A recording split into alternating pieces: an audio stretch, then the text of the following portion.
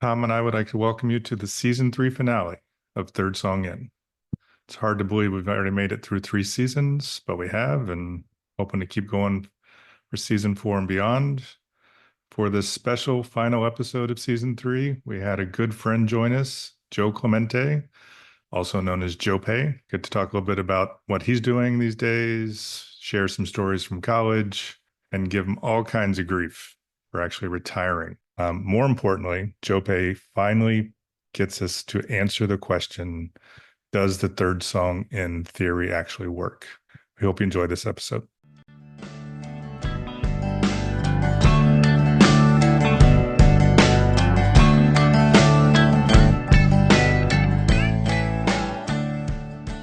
This is our season three finale. And to celebrate finishing three seasons of Third Song In, we've asked a special guest to join us. He is a good friend and former roommate of Chris and I. Welcome to the podcast, Joe Clemente. Hi, guys. Thanks for having me. Absolutely. I asked you if you wanted me to say anything special in introducing you, and you provided me with absolutely nothing. What I can tell you from my own knowledge is that Joe is a graduate of McKeesport High School. He's a graduate of Washington University in St. Louis, native of Pittsburgh, Pennsylvania, a recently retired former owner, I guess technically co-owner, don't want to leave Lisa out of this, of an all-state insurance agency. He's also a four-year varsity defensive tackle for the Washington University Battling Bears back in the 80s. He is a close friend both of Chris and mine. I will reveal up front that he's also one of my secret idols when I was growing up, or in college anyway, and afterwards. And I'll talk a little bit about why later on. But we're very happy to have you with us. And we're happy to talk a little bit of music, a little bit of 80s and 90s, and a lot about being roommates in very small quarters. And as little as possible about him being a fucking Steelers fan. I wore my Steelers hat just for you, Chris. I knew you would. And it's funny because I always joke about it, but everything you said is true, obviously, about us being good friends. I mean, but Joe's my favorite nemesis. I watch the Steelers games and I think about Joe. I watch the Pirates sweep the Reds. I think about Joe. I play video games and get my ass kicked, and I think about Joe because that's what happened when we were roommates. And I do the exact same thing when I'm at a Steelers Bengals game. If we're losing, I'm like, God damn it, Chris is probably smiling ear to ear right now. One of my favorite things that's part of your history is actually that you've lived kind of all over, but probably for the last 20 years, right, in the St. Louis area, in the metro area around St. Louis. But if I understand the story correctly, you put your name in for season tickets for the Steelers longer ago than that. Yeah, it's kind of crazy. My son was actually 4, so it was 1999 when I put in for season tickets for the Steelers. And the thought in my head was, I'll probably get these when he's in college or finishing college, and it'll work out financially just fine, because when I put in, I couldn't afford them. Right. And sure enough, he graduated in 2018, and that was the first year I got season tickets. So 19-year wait, and it was absolutely worth it. Every time I go to a game, I've got a smile on my face, and it kind of comes. I grew up very, very blue collar, and I didn't go to a Steeler game when I was a kid at all. I didn't go until I was an adult. We couldn't afford it. And to be able to walk into the stadium and do something that I love with, I mean, Lisa's my best friend, but Joey's my best sports friend, of course. Right. It just puts a smile on my face every time I do it. Well, you were just telling a story. We saw each other, less than a year ago, and you were talking about a trip you made with your son Joey, where you did a Pitt Panther football game on a Saturday, and then I think went the very next day to go see the Steelers, and I told my boys about that, and they were very jealous about the weekend you described to me. I'm telling you, it's just awesome. We try and squeeze as many games in as we can. This year we've got back-to-back weekends with a Pitt game in between. So yeah, and my family's still there, so it's great to obviously go home and see them as well. So it works out on many levels, but we just have a blast doing it. Well, how are you going to do that with work and everything? Oh Uh, yeah, fuck off. it's kind of funny. I usually go to about half the games, and I give tickets away. And this year, the only games I'm not going to are Christmas Day, and we're saving the tickets for the Steelers and Bengals, the last game of the year, just in case it means anything. I don't have any tickets to give away this year. Well, we were just in Pennsylvania last weekend. I took my boys are doing college visits and what have you, and we were taking our tour of Carnegie Mellon, which is in Oakland, just outside of downtown Pittsburgh, and realized that we were never going to be able to finish that tour and still get to the other tour I had scheduled, which was of Acrisure Stadium. So we literally walked off campus in the middle of a tour. I was like, "Hey, we got to go," and the boys were like, "Yeah, come on, man, we got to go." During my misguided college days, I claimed to be a Seahawks fan for a while, but went back to the That's Bengals, right. and I did, yeah. Yeah. Yeah. And who knows what the hell I was thinking, but in so many ways, not just football. But no, I and one of my favorite stories, assuming we'll get off sports, is when we were all roommates and the Bengals, sorry, the Reds and the Pirates played each other in the playoffs. And Joe and I thought we'd be cordial and watch the first game together. And I actually don't even remember who, I think the Reds might have won. But we decided after that we weren't going to watch games together anymore because it was so hard. We were trying to like set ground rules, like no cheering loudly for your team. Right. We were trying to be respectful of each other. It wasn't a trash talk situation at all. I remember it very well. Yes. Something good would happen, and it'd just be like you go, yes, just that's it. Yeah, and we didn't watch another game together. I We remember didn't. that. No, we didn't. Yeah. And so yeah, I was. It's one of the few times Cincinnati's come out ahead of Pittsburgh, and that was 1990, by the way. So. Yep, 1890. You're right. Were we living on Syracuse then, or was No, that we were in over Richmond Heights? Yeah, we were over in Richmond Heights. Yeah. See, that was a sweet place. That, and I can't remember, Joe. I think you found that place. Yeah. So it was kind of. I was just thinking about our years together, and the absurdity of you guys living together in a 2-bedroom apartment and needing to rent the sunroom out for $100 plus utilities because you guys didn't have any money and I didn't have any money. And I said, yeah, absolutely. I'll take that with no heat or no air conditioning in the sunroom. Oh, that was awful. Oh, it wasn't a great year. So I found the place over in Richmond Heights, and you guys were still tending bar, and Tom, you were going to school, I think. So at that point, I had more money than you, not much, but just a little bit more. So I got the attic, which doesn't make any. I was thinking about that this morning. Doesn't make any sense. I paid more for the attic, and it wasn't air conditioned, and I had to go downstairs to go to the bathroom, and I paid more for that. I'm like, that's so stupid. What was I thinking? You guys definitely got over on me on that one. Yeah, I wish I could say like we colluded. We're like, Joe will never figure this out. But the reality was, I thought that was the coolest room in the house. I did too. I was thought so it was jealous awesome. of that room. Not to mention your bed was on the other side of the house, and Chris and I had these two tiny rooms next to each other that where the windows were. They were like 100 feet from the highway. You remember how close we were to the highway there? Like the first couple weeks we were there before I figured out I had to buy some kind of blackout blinds for the windows. You would lay at night in bed and there would just be shadows flying across the room because of all the headlights that would go by on the highway.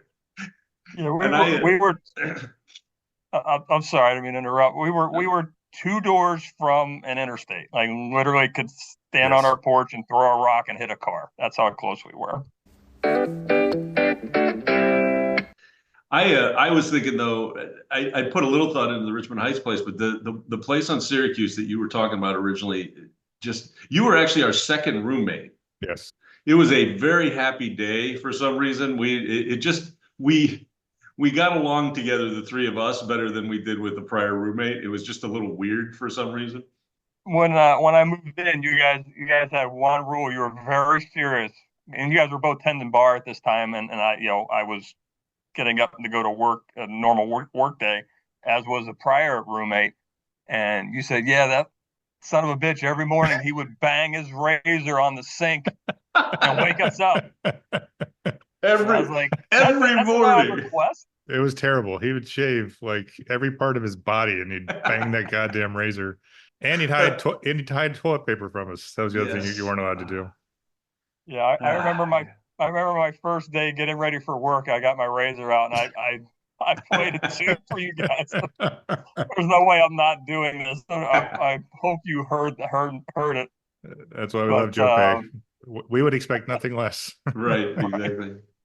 But that you lived in that sunroom and you had was it a king size waterbed? It was big, but I no, guess no, it was no. mainly I got the water bed. I got the water bed when we moved to the second place in Richmond Heights. oh The sunroom just had room for a twin, barely, okay.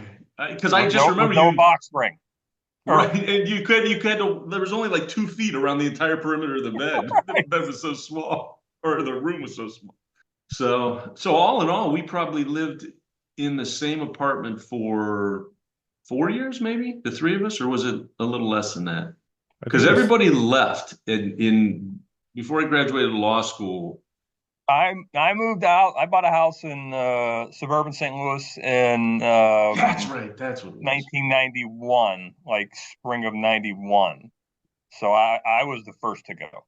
But I think we just at the end of that lease, I think we because you left, because you were going to move east, I guess, Chris, is what it was, right? yeah, Were you I going was to? moving I was moving back east. I know McCole graduated that Nine, spring yeah, 91. because you guys kind of seem to be moving on and moving up. And although I was looking for a job, I didn't have a job. That's when I was in law school, and for my last at least semester, and it might have been almost the whole year, I ended up begging to rent a room from another friend of ours who had a house in University City. I lived with Rick for like the last 3 or 4 months, and they were so generous to let me pay a little bit of rent and live in one of their rooms. And they were engaged. I think I don't think they were married yet, but they were getting married, and she was not happy I was living in their house. Very generous as a couple, and I know Rick must have had to just kind of beg her to let me stay for a little while because I had nowhere else to go. It was a rough couple of months. It's very nice of you to say that I was moving up at the time since I was finally going back to finish my undergraduate degree. But yes, I was moving out. So I was just Yeah. moving No, it parallel. felt like forward progress, I thought. Oh, it was forward progress after some of the other stuff that I've been through. So Yeah, I guess it all let's not depends. say been through. Let's say put myself through. You did not start out in the insurance business. No, I actually looked, what was I looking at? I think I looked at your LinkedIn because I couldn't remember all the history there. What did you start out doing after undergrad? I was I think a born salesman, so I was selling all my life. I was actually always in intangible sales. I was a recruiter or a headhunter Gotcha. for I don't know, 15-ish years, and that industry took a big hit after 9/11 because the economy tanked. Right. And my wife was concurrently working with Allstate on the claim side. She was building a career, and they wanted us to move to Kansas City, and it was a little too far away from family, and we weren't feeling it. So we were actually driving back to Pittsburgh, and she said, my boss had the craziest idea, and I was like, what's that? He said we should open an agency together, and I was like, oh my God, that's genius. And Lisa looked at me like, oh my God, I wish I didn't say that. She didn't want to do it at all. And that didn't change for 22 years. The day we left, she still didn't want to be doing what she was doing because she was uncomfortable selling.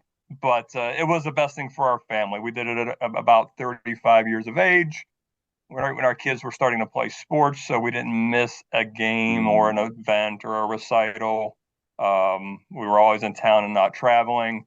And it was really fun building something from scratch. We started June 1st, 2002, earning $0.00. And we built it up to a seven-figure business, and sale 22 years later, just me and my wife. So obviously, besides the birth of my children, it's our greatest achievement. It's something we're very proud of. Yeah, you should be. And I'm so impressed by the fact that you guys did that. I was surprised, and I don't know why I was surprised, but when you told me that that's what you guys were going to do, I thought, wow, how do you do, where do you start with something like that? yeah, It didn't seem to take you very long to get things up and running. it was actually a perfect thing for us to do because Lisa had all the insurance knowledge, and I had all the intangible sales knowledge. So for the first 6 months, neither of us wanted to admit that the other knew more about a subject. So we fought like cats and dogs. Like every day it was miserable. And then we just kind of had an epiphany that, you know what? She knows a lot more about this, and I know a lot more about that, and we just need to shut up and listen. And the rest was, smooth sailing. It was really the right time and the perfect thing for us to do. That's the other thing that is absolutely amazing to me, that is that you guys started a business together, worked together for that period of time, are still married, and don't get in constant fights. Every day wasn't wine and roses. Lisa broke a phone at one point, and I threw a chair up against the wall at one point. So there were some bumps in the road, but all in all, it was both of us pulling on the same rope in the same direction 24 hours a day. Really, with a family, it was really not that difficult a thing to do to get the work done and just keep moving forward. That's very cool. And that actually leads me into one of the other things I was going to ask you, because you are in a somewhat different situation than both Chris and I, because your kids are older than my kids and most of Chris's kids, two of Chris's kids. So you guys are officially empty nesters and have been Yeah. for a couple years now. Yes. And Chris and I are both, we got kids that are, still in high school and still have to get them through college and all that other kind of stuff. So how awesome is that? So I always tell people, you think you know what happiness is, when you get married, when your kids are born, and as you're going through, life, raising your family, you think you know what happiness is. And then one day your kid finishes college and says, I've got a job. That's true bliss. Yeah. I can't tell you how happy it is when your money is your money. You're no longer writing checks. It's an incredible feeling, and it is. But I mean, all kidding aside, it's kind of weird that it takes some getting used to the house being empty and things not happening. There's some work you need to do to make sure you don't just fall into a rut when it's just the two of you. But we're fortunate that both our kids are still in town, so we see them a decent amount, and they're still part of a big part of our lives. So there's joy coming your way. There's a light at the end of the tunnel, and I'm telling you, it's pure happiness. That's good to know. My son, well, both my kids now own their own places as well. Oh, is that right? Yeah, and my daughter bought a condo that was needing some rehab. She said, "Can you help me?" I said, "Any day, any time. I'm there. Tell me what you need me to do. No problem." So That's awesome. It's very fulfilling, all kidding aside, because it's the natural progression of things. You don't want your kids living in your basement at 26 years old. So you're empty nesters and retired. God, I get pissed off every time I say that. Yep. Are you got some traveling in store for you? You're planning to travel in country, out of country? You got something saved So up? yeah, we've kind of got our travel lined up. We're doing a trip in 3 weeks we're going to the Grand Canyon in Las Vegas. Neither of us has been to either of those places, but our big retirement trip next year is to Europe. It just wasn't our sale came together so quickly. There wasn't enough time to plan it for this year, and with the Olympics, we just didn't want to go to Europe this year. Would have been a bit of a nightmare. So we've got 2 retirement trips planned, and we're kind of starting to find our lane with hobbies and things like that. So yeah, we're just having fun. Lisa just became a certified yoga instructor. Ah, cool. So she's going to be doing that.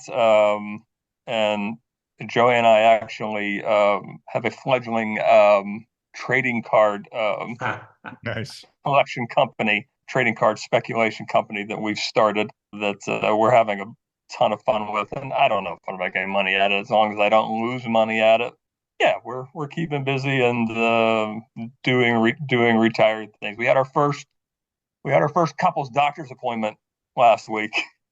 Really? Stupid. You think about your parents, at least mine did. They would go to the doctor at the same time, and it's kind of weird. But we both had to go to the dermatologist, and Lisa said, "You want to do a couples appointment?" I said, "Sure." So That's hilarious. we were in the room together, and I'm sure you guys have been to the dermatologist. For the guy, you just take your shirt off, you wear a pair of shorts, and they check you out. The girl, they give you a little cloth thing to put over your top. And the doctor does the exams. He says, "Okay, we're done. You guys can go check out." And I just shoot out the door. And I'm about 5 seconds outside the door. And I'm like, wow, I left that door wide open and my wife's half naked. And sure enough, she walks around the corner and she's like, "You left the door open." And I was half naked. And I'm like, I'll do better next time. This is a trial run. Like I said, we're having fun with it. And we feel like it's well earned because we worked hard for 22 years to get to this point, and we're having fun with it. Yeah, well, I mentioned in passing when I was introducing you how you secretly you were somebody that always looked up to, only because I always felt like you had a good sense of who you were.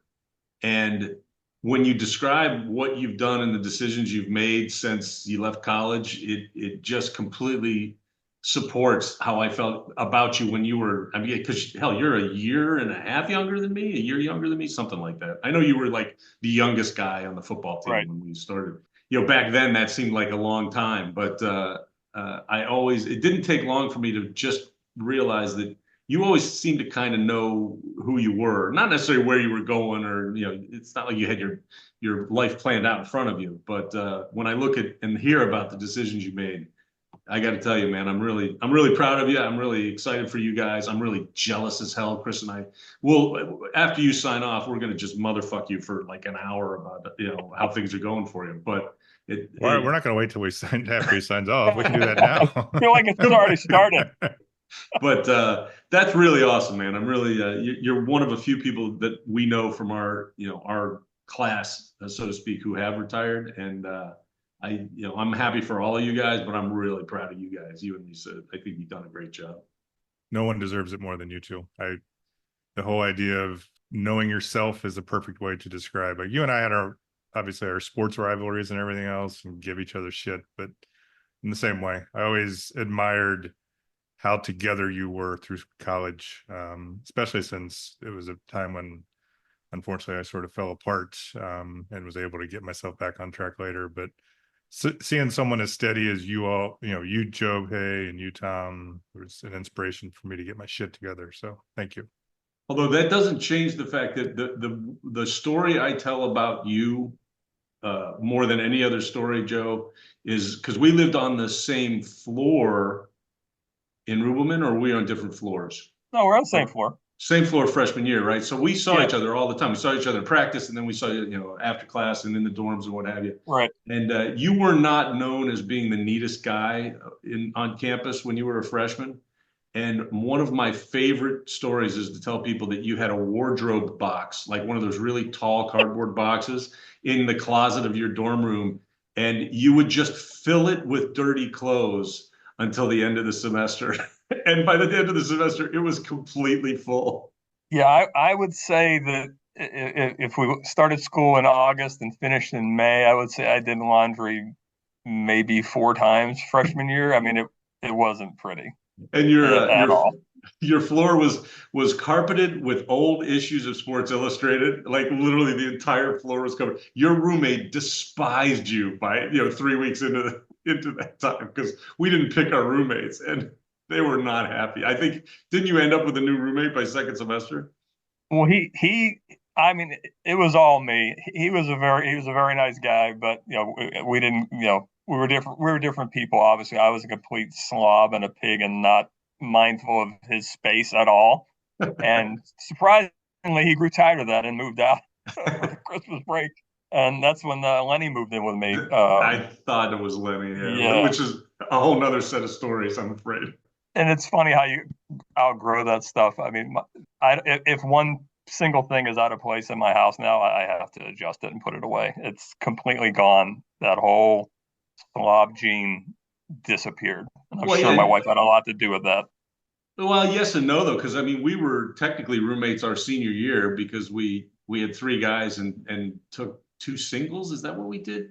I can't remember how it Yes, worked. But you were not nearly the slob you were just a couple years earlier than that when we were living together that's because we true. had that room. Actually, it was you and I. We each took a single, but we put our beds in one single, and then we had the lounge in the front of the building, so it was like a Exactly. TV room. Yeah. And I didn't have any trouble with any of that with you. Not that I was the neatest guy in the world either, but. So, Chris, shall we move on to some segments? You think? Yeah, I think we should talk about some songs with Jope. So we communicated earlier, and Joe has a suggestion for some songs to recommend. And this is a relatively themeless episode, but Joe's thought was, based upon the title of our podcast, that we tried to choose songs that were. And I'll let you explain what your thoughts were about it, because Chris and I may have approached it from a different angle, truthfully.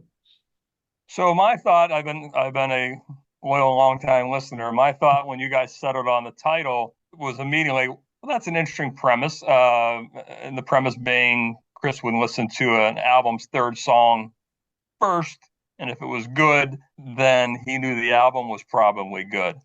So I was waiting through these first 3 seasons for somebody to say, "Hey, let's put together a list of your favorite third songs in," and no one's ever chosen that theme. And I thought that was a natural theme for your podcast, with the title being as unique as it is. That was an easy decision for me when you guys asked me what I wanted to talk about. So, Joe, let's start with you because I think it's a great idea. What would you pick as one of your favorite third songs in on an album? So I actually have a list of 5, and it occurred to me when I was thinking about this that I haven't listened to an album in its entirety in forever, and I'm never going to buy another album again. So this is going to be a little more difficult. And then I just decided to songs that I listen to, like when I'm working out. I just would check and see if it was a third song in on an album, and like my list came together in like a week. It was. I thought it was going to be difficult there for a second, and then it came together very easily for me, at least. Yeah. So the first song is a Chicago-based band that I know Chris likes more than Tom, so I wanted to include both of you, and that is "Stupefied" by Disturbed. Oh, nice. It was on their debut album, The Sickness, that came out in March of 2000. And if you've listened to the lyrics, which is kind of hard with Dave Germain and all his screaming and shrieking, it's a song about racism. Apparently, he had a girl, the love of his life, that he wanted to, marry or what have you, and her parents forbade it because she was of a different ethnicity than he was. And if you listen to the lyrics, it's in there. There's a lot of him screaming and making funny noises. But if you really dig into the lyrics, it's in there. I think it's a great song. The album was fantastic as well. It's 5 times platinum. It's a very, very well-known rock album, and those guys did a great job of taking us. One of the bands that took us out of the grunge era into the 2000s. What rock was going to sound like in the 2000s. So that was an easy pick for me. Awesome choice, Jope. I'm going to listen to it, and that'll be the first song, entire song I've ever heard by Disturbed. That's sad. That's just sad. Song two, I'm hoping I have one that neither of you have heard, and this might be it. Song two is "Take Me Away" by Aaron Jones.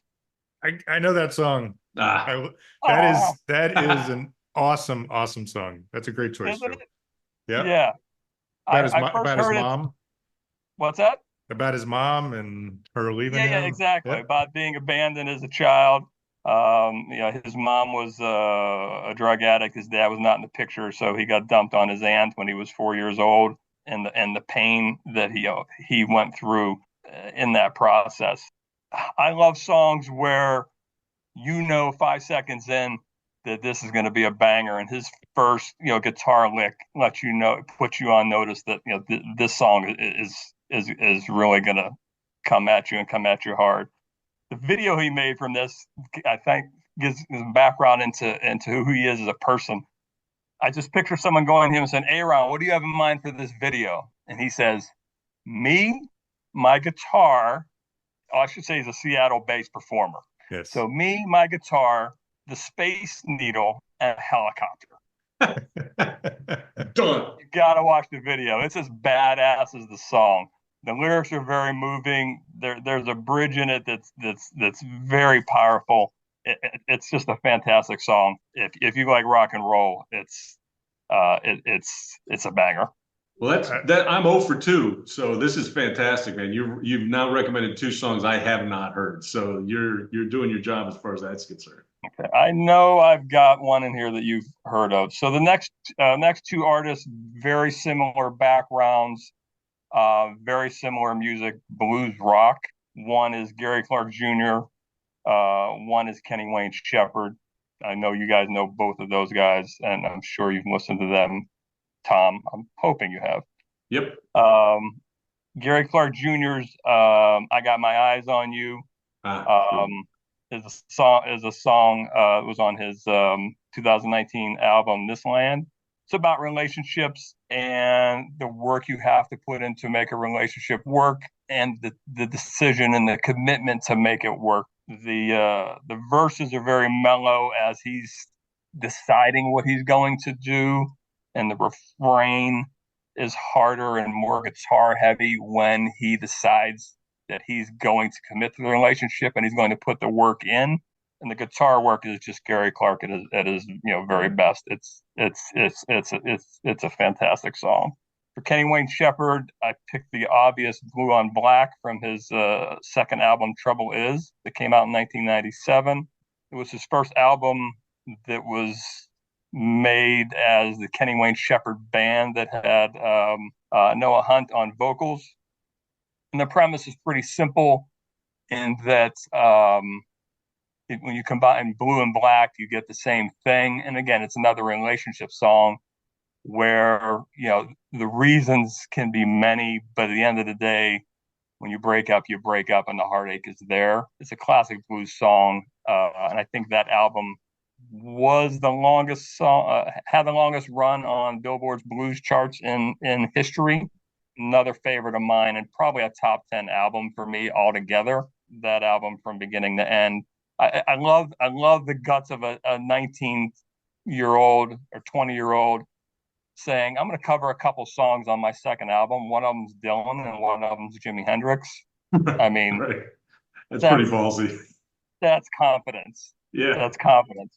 And he's one of my favorite artists. I've seen him a couple times live, and just fantastic. The last song, not it's from a band that's I don't know how well known they are. To me, they're one of my favorite rock bands of all time. Audio Slave, combination of the music of Rage Against the Machine, the three guys minus Zach from Rage Against the Machine, combined with Chris Cornell to make three albums in the early 2000s. I think Chris Cornell's excellent vocals and the music those guys from Rage Against the Machine are able to make was a perfect blend for me. And the first album, Untitled, was my favorite, but the second album, Out of Exile, the third song on it, has a lot of significance to me recently, and the song is "Doesn't Remind Me."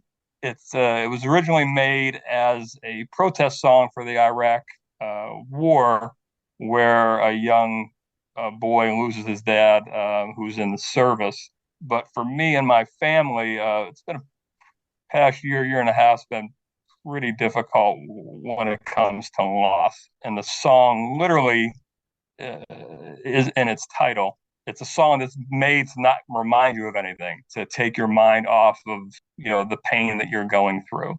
I wrote down just a bit of the lyrics. Chris Cornell says, "I don't want to learn what I'll need to forget." And if you've gone through that process where you lost somebody, there's so much stuff that, you never thought of in a million years that you immediately don't want to remember. And if you listen to the song, the melody immediately has you tapping your toes. So it's immediately, taking your mind off of whatever you're thinking about. And the lyrics, you can almost put your own lyrics in place of what Chris Cornell wrote, just of things that take your mind off of the day to day, what's dragging you down. I think what they set out to do with that song was kind of genius. And for me, like I said, recently, it's just a perfect song. It's just a perfect song for what me and my family have been going through recently. And that's my list. That's a great list, man. That's a Unfortunately, fantastic I think you may have established you might be better at this than we are. Those are five great choices and very different from stuff we've recommended, in earlier episodes, and very different from a lot of stuff I listen to anyway. And it's gonna be cool. I don't think we mentioned, but we're gonna put out a special playlist, like a mini playlist, separate from our season 3 playlist. And we're going to put all of those songs that you picked on there, along with the stuff that Chris and I contribute as well. Awesome. That's pretty exciting. Thank you. I'm feeling a little underwhelmed with my list now. I will say "Take Me Away" has been on my short list that I wanted to add to a playlist. So typically Joe Pay one-upped me. Nice work. That's an awesome song. Yeah, I really want to listen to that. Yeah, you got to listen to it and watch the video. I'm telling you, the video is just it's awesome. All right, Chris, do you want to just list your songs? Do you want to alternate? What do you want to do? Let's go back and forth. Let's see what we got. So I'll start. I'll put myself out there since Joe Pay set such a high bar. I did try to think about how my list would play together, so I tried to go with something that might pick up the pace a little bit. I started with the Yoppers song "Burdens." The Yoppers, I think, are from Boston. They made a big wave initially to some good, fun, straight ahead rock and roll. But this one's great for them. It starts out a little slow and then just keeps picking up as the song goes on. I mean, I always do lyrics, and he's got some good ones. It's not quite as meaningful as something like Joe Pay talked about with the Audio Slave song, but it's just about a guy who's stuck in a rundown town, and he's going to do whatever he can to get out of it. And he's afraid that if he doesn't get out of his town, that his dreams will become burdens. So that's the title of the song. So it's mostly just for the rock experience, and it's got some pretty solid. I mean, I think the Yoppers are a solid band, and this album, American Man, I think is what it's called, from 2005, I believe, is a really solid album. Cool. Nothing as great as what Joe Pay did, but it's a good song. I'm impressed. The first song on the list then, and I just kind of ended up going through my library. I found this harder to do than I thought it would be, because I thought it was a great idea, but I also thought I'd be able to pick out, 3 or 4 or 5 songs really easily. It turns out I had about 20 different albums that I looked at where the third song was good. What I found out is I think your theory works, Chris, is because a bunch of albums I love have really, really good third songs. So I agree. Yep. Because I just thought it was a good title for a podcast, but it turns out I think it works. So the first one I have is the song called "People Every Day" by Arrested Development from 3 Years, 5 Months, and 2 Days in the Life of. It came out in 1992. I love that album. It's just one of the most kind of positive, optimistic albums in that genre, in that kind of hip hop.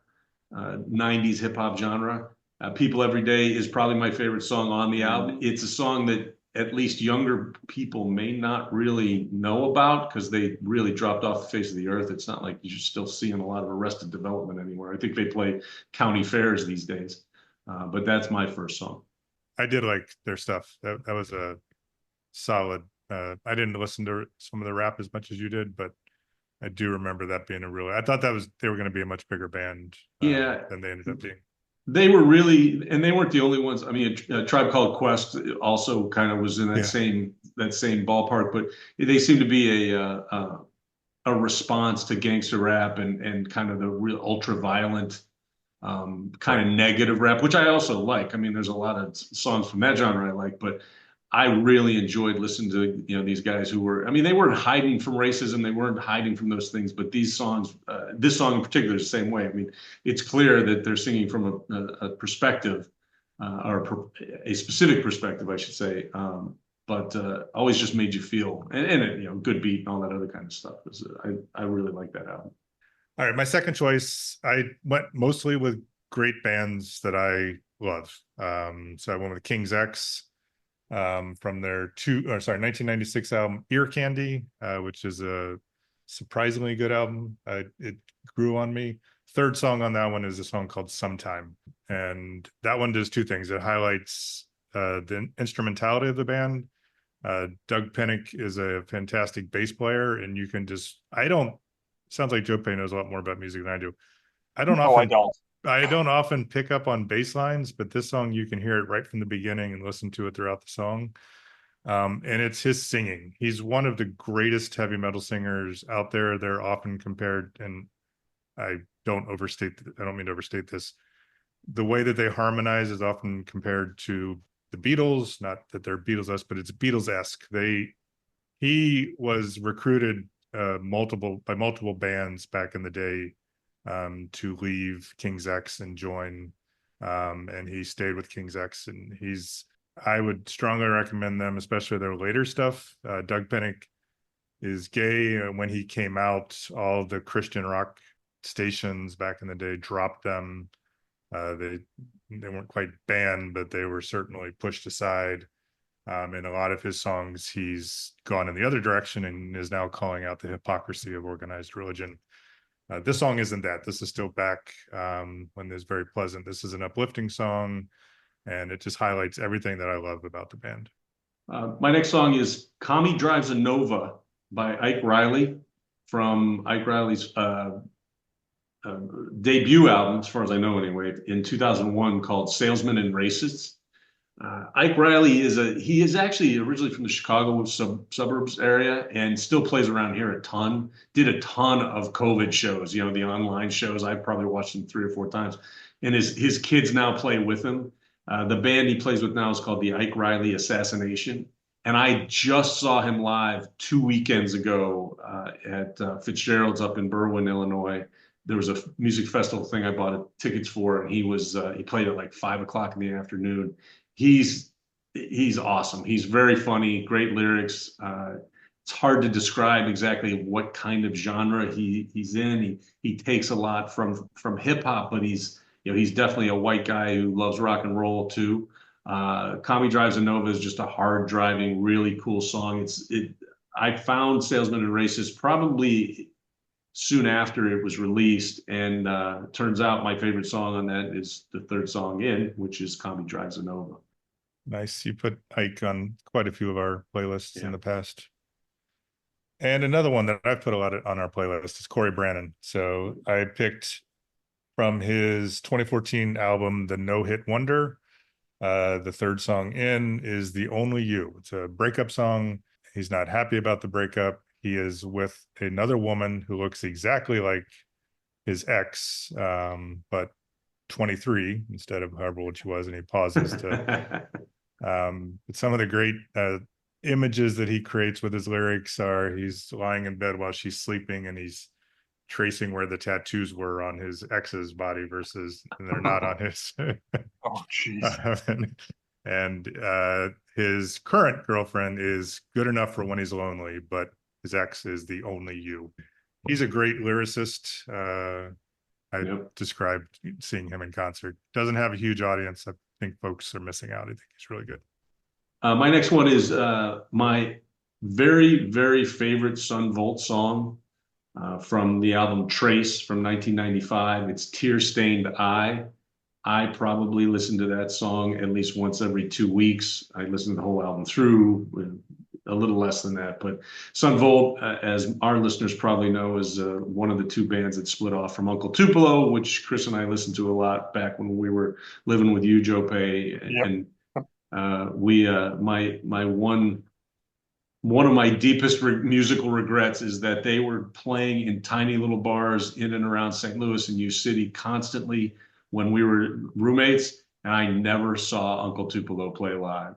I have made up for that by seeing Sun Volt play live probably a half a dozen times, including less than a year ago. And when I went to see them way up on the North Shore late last year, all I wanted the only thing I hoped was that they were going to play Tear Stained Eye, and sure enough, they did. It's just a beautiful song. It's one of a great collection of songs in that album, but oddly enough, my all-time favorite, third song in. Here, I was thinking it didn't work when I was. Yeah, I know. I was ready to disprove your whole theory. We were going to have to change the name of the whole podcast. You were definitely on to something back in the day. Yeah, imagine that. All right, my fourth third song in is for Joe Pay, and I had to go back and double check that there wasn't somebody who'd recorded this. But my favorite album when I was a kid, and I think I've talked about this, was Bob Seger and the Silver Bullet Band's Live Bullet. I knew every grunt, like I could sing along with that live album to every song. And Beautiful Loser is the third song in on that fantastic live album, and it's still one of his best songs. Turn the Page is probably his best, but Beautiful Loser is a close second. And it's funny, as I went through and looked at the more recent Bob Seger albums, I knew I was going to do a Bob Seger song. Yeah. His weaker albums have shitty third songs in. It sort of held up for him, but that's a great live album, recorded in Detroit, which is his home stomping ground. Yeah. It's one of the best. He did another one, 9 Tonight, I think. It's a solid live album, but nothing compares for him to Live Bullet. I love that song. I forget about that song sometimes, and when I saw it on the outline, I thought, well, I'm going to listen to that later today because that's amazing. My next third song in is the newest song on my list from 2018. It's called Charleston Girl. It's by Tyler Childers, who is kind of, up and coming now. He's not exactly an unknown artist, but he did a live album called Live on Red Barn Radio 1 and 2.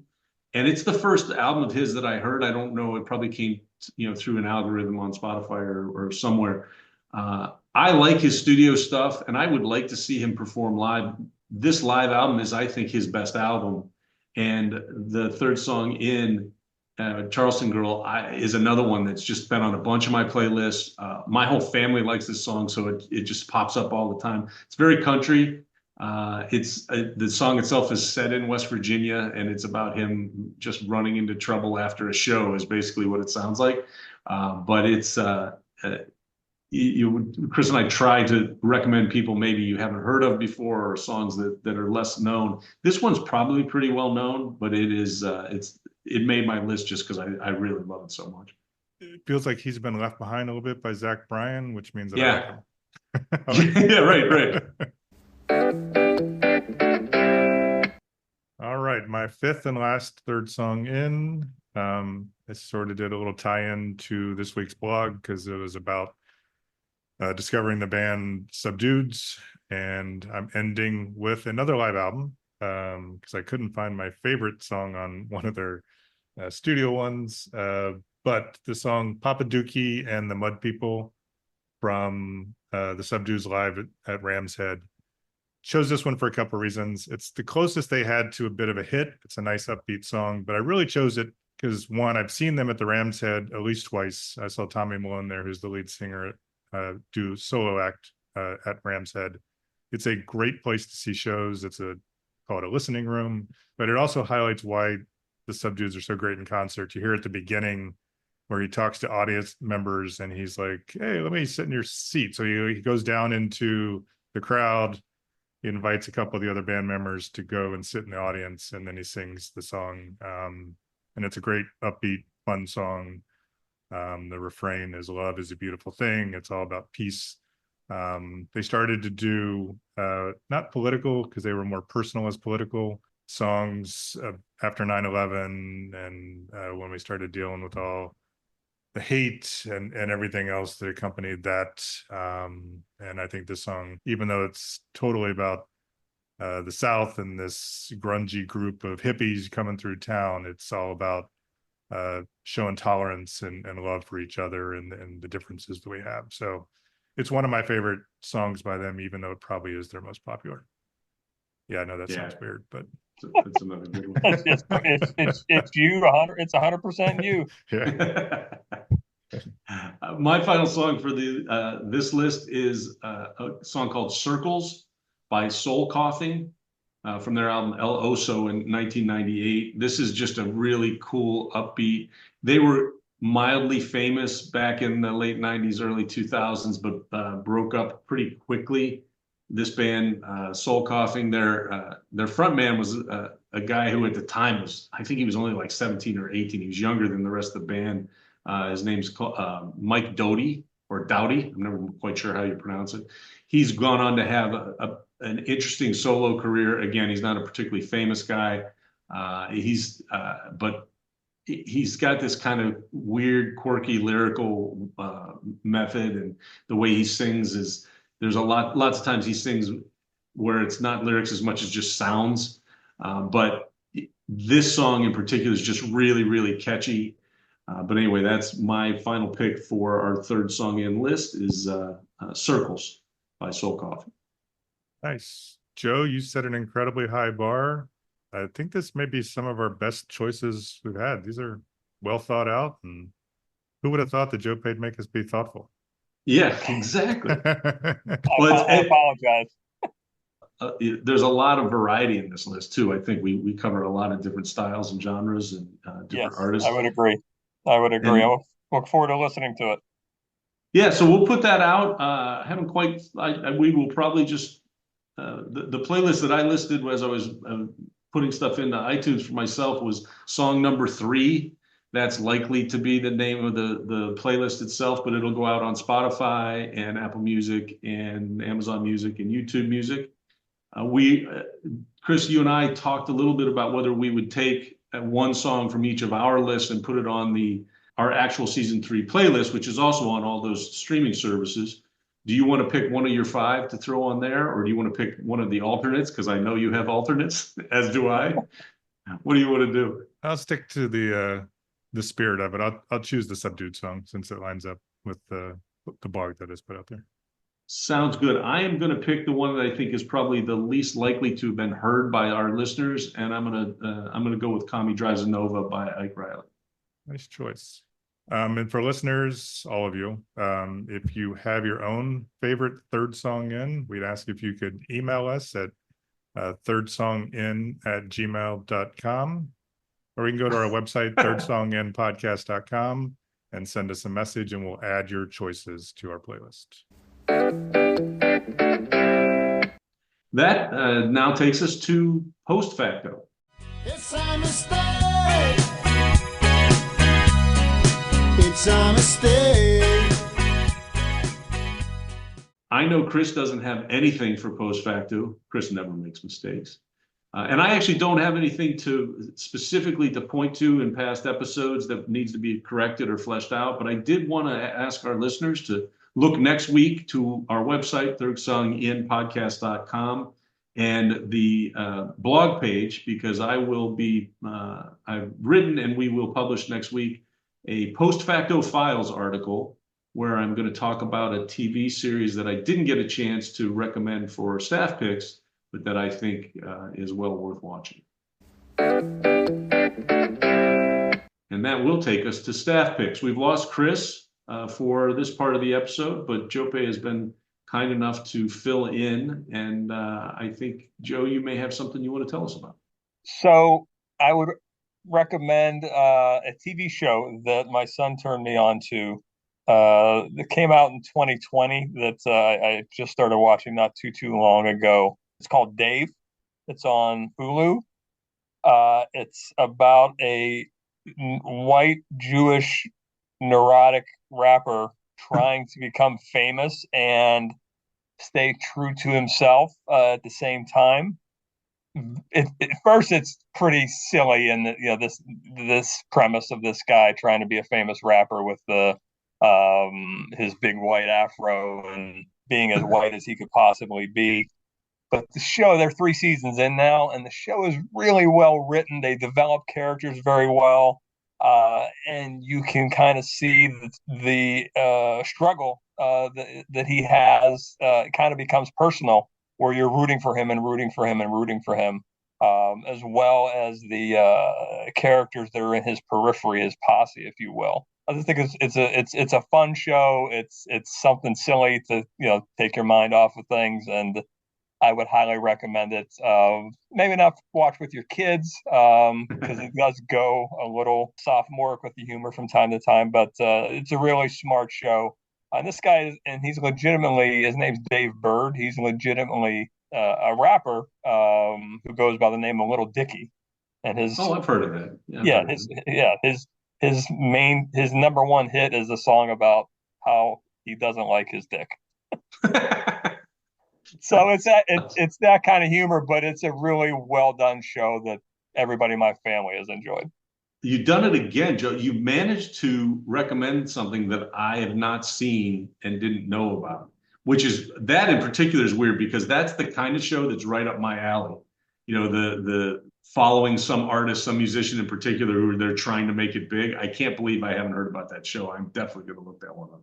Yeah, with young kids too, because my kids are like, yeah, everybody knows who Little Dicky is, and I'm like, well, I don't. I'm 55 and living in the suburbs. I have no idea who you're talking about, but Yeah, um, I'm sure that's where I heard the name from, by the way, is from them. yeah. So my staff pick for this week is a TV show also, although it's a documentary and it's streaming on Peacock. It's short. It's like 46, 47 minutes long total. It's called Good One, a show about jokes. And it's a documentary about the comedian Mike Birbiglia, who we've talked about on our podcast in the past. I think I made a recommendation of one of his stand-up shows. I think he's a phenomenally talented guy. He's got this ability, I think, really to connect with people kind of from all walks of life, just because he has very specific stories, but I think they resonate, the internal part of it and his own monologue about those things, at least for me, really connects. This is about him finishing up a Broadway show that I think streams on Netflix, frankly, that's really good. I can't remember, The Old Man, and it's not The Old Man in the Sea, but The Old Man in the Pool, I think is what it's called. And it was really successful, and I think it was successful on Broadway. I think it was really successful on Netflix. And this documentary picks up right when he stopped his run on Broadway, and it's about him coming up with a new show. And it describes this thing. He does a show that is very local. I think it's up in Connecticut or somewhere where he lives. He goes to a theater and he does a show that is called Mike Birbiglia Working It Out. And he comes out and says, hey, there's not going to be a theme to this show. I'm just trying shit out, and hopefully some of it'll work. And it follows him and his brother, who's also kind of a writer for him, and I think maybe his manager. And then he's got an assistant who's a young black comic. And there's just scenes of the three of them sitting and talking about jokes and whether this works and that works. And it's really about process, which the older I get, the more I'm interested about. So that just came out. As far as I know, it dropped less than a month ago on Peacock. And I recommend it highly. I think it's definitely worth watching, especially if you like Mike Birbiglia. But even if you're just interested in how comedians do what they do, is really cool. Yeah, that process of how they fine tune a bit or a show to come up their material to come up with a show, I find fascinating. Just starting from scratch and trying stuff, and some stuff works, some stuff that doesn't. You got to keep refining and refining until you get a finished product. I can't imagine how creative you have to be to be able to pull that off. Right. And there's a level of bravery that, I don't have, most people don't have, I'm sure, because you got to take that stuff out in front of people. And I don't care if Yes. it's two people, but especially a guy like him, he's famous.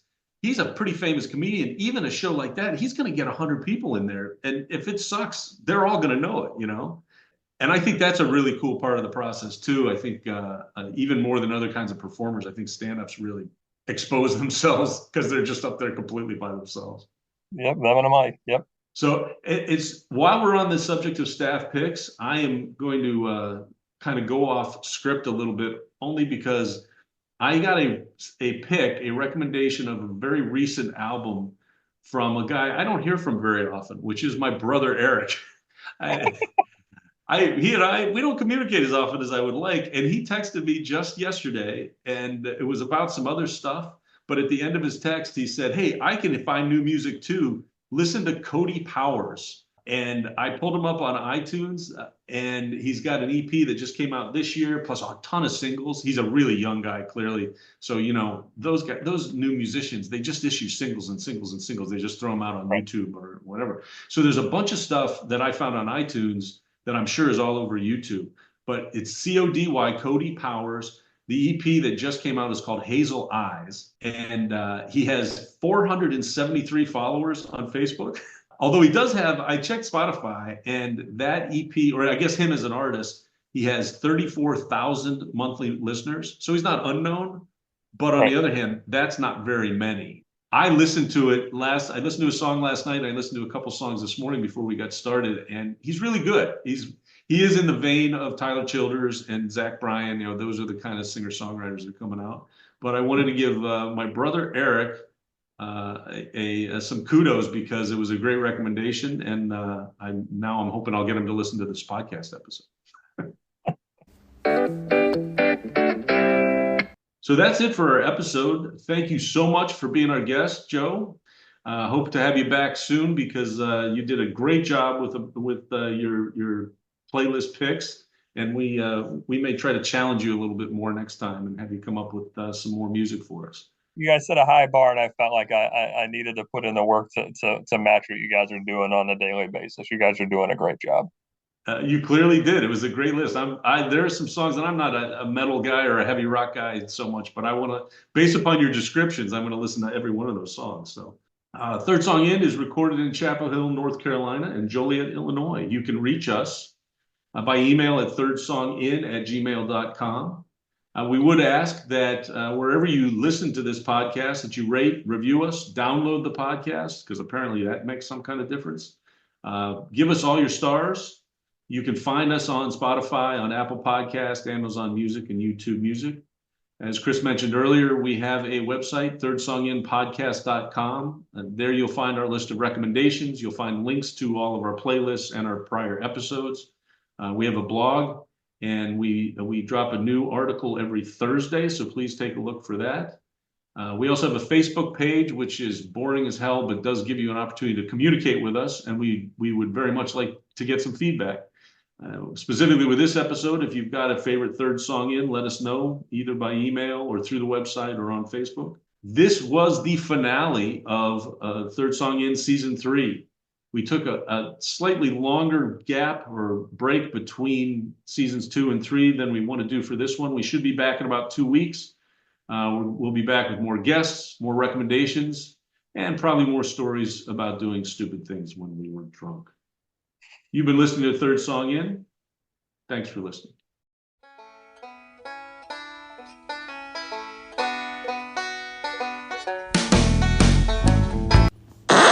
I have no hair, so I'm fully convinced that a bald guy with no beard looks like the head of a penis. So, I'm growing him a beard right after this episode's filmed. Well, how are you going to do that with work and everything? Oh, yeah, fuck off.